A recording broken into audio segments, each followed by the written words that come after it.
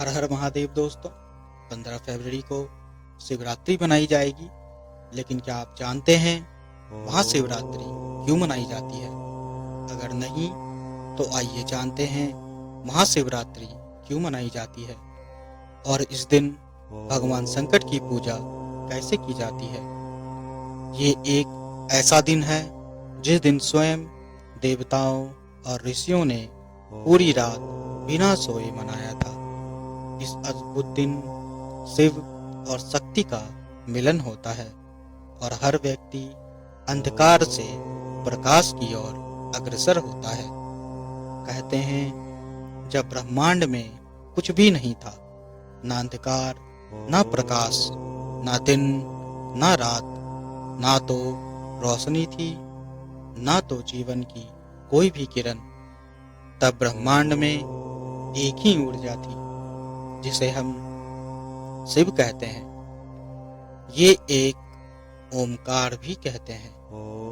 ये किसी रूप या आकार में नहीं थे, ये निराकार थे। ना तो वो आदि थे, ना तो अंत, वो तो अपने आप में ही पूर्ण थे। उन्हीं के अनंत चेतना से इस सृष्टि की उत्पत्ति हुई और फिर उन्होंने ब्रह्मा को सृष्टि के रचना का भार सौंप दिया और भगवान विष्णु को इसके पालन का भार दे दिया। लेकिन इन सब के पीछे जो मूल पालनहर्ता थे वो भगवान शिव ही थे।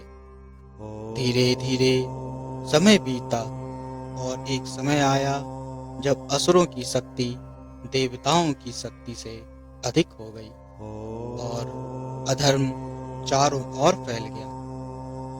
तब भगवान ब्रह्मा और भगवान विष्णु के पास सभी देवताओं का आना हुआ और उनसे आग्रह किया कि हमें कोई ऐसी शक्ति दीजिए जो अधर्म को पूर्णतः नाश कर दे। तब भगवान विष्णु और ब्रह्मा जी ने ध्यान लगाया और ध्यान लगाने से उनके सामने एक शक्ति स्तंभ प्रकट हुआ जिसका ना तो शुरुआत था, ना तो उसका कोई अंत। वो इतना विराट था कि भगवान विष्णु और ब्रह्मा अचंभित हो गए और उसका पता करने के लिए कि ये क्या है वो जिज्ञासा से भर उठे। तभी एक आवाज गूंजी, तुम में से एक ऊपर की ओर जाकर इसका अंत ढूंढो और एक नीचे जाकर इसका अंत। जब भगवान ब्रह्मा ऊपर की ओर गए तो उन्हें इसका अंत नहीं मिला और ना ही भगवान विष्णु को इसका अंत। तब उन्हें समझ आया कि ये तो स्वयं भगवान शिव हैं।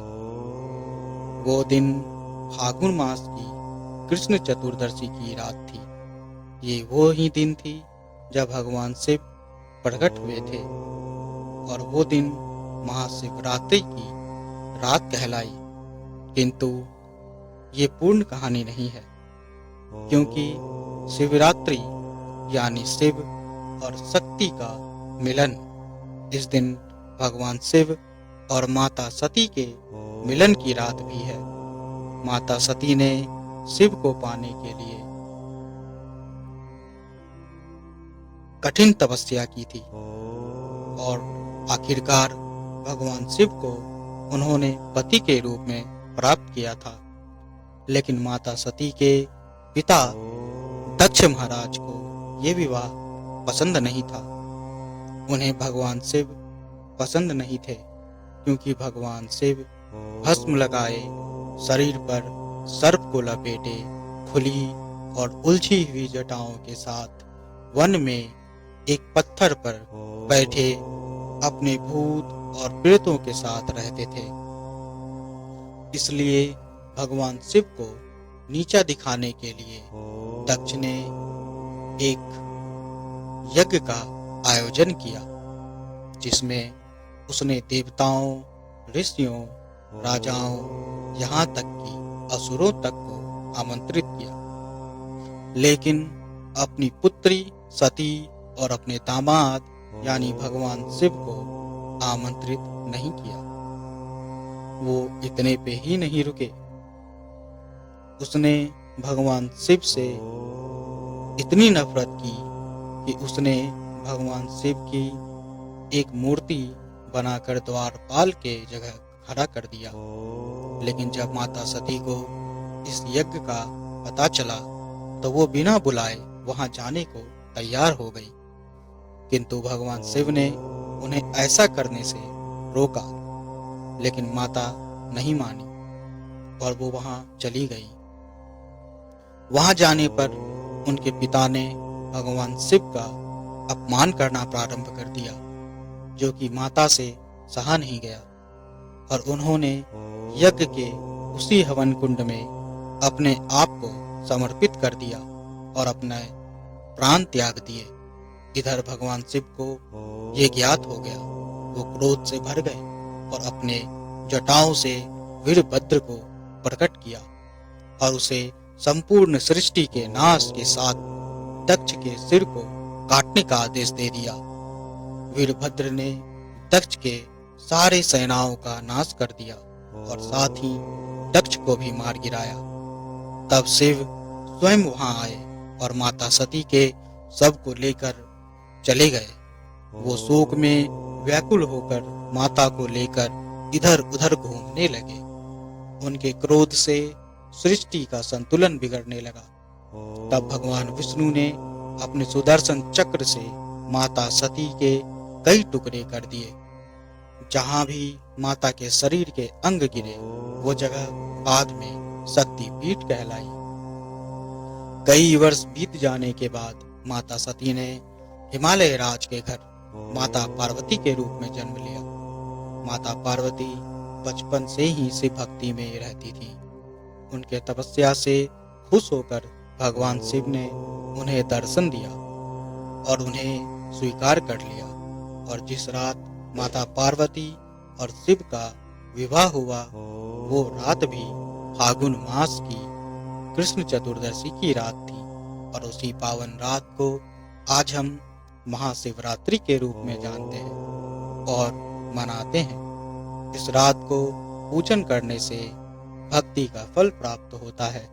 स्वयं भगवान शिव और माता पार्वती या मां शक्ति की आशीर्वाद प्राप्त होती है।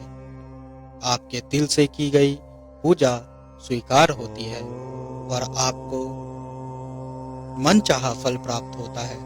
अगर कोई इंसान सच्चे मन से भगवान शिव और मां शक्ति का पुकार करे तो उसे उनका सानिध्य अवश्य प्राप्त होता है। इस दिन भगवान शिव के पूजा में कुछ चीजों का ध्यान रखना अवश्य जरूरत है। इस बार पूजा का शुभ मुहूर्त रात 12:11 AM से 1:02 AM तक है।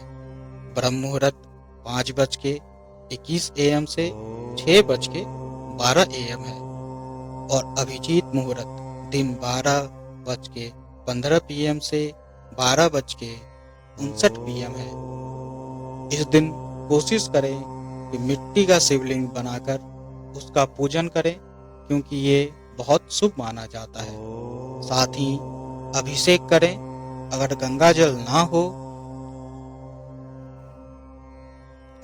जल हो तो उससे करें या भी दूध से करें। अगर इनमें से कुछ ना हो तो जल से भी अभिषेक कर सकते हैं।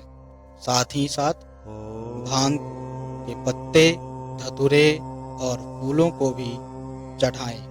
और अगर आप ये सब करने में असमर्थ हैं तो केवल जल चढ़ाकर उसके आगे हाथ जोड़कर खड़े हो जाएं। भगवान शिव भोले शंकर हैं, वो आपके द्वारा चढ़ाए गए वस्तु से ज्यादा आपके मन के चढ़ावे पे खुश होते हैं।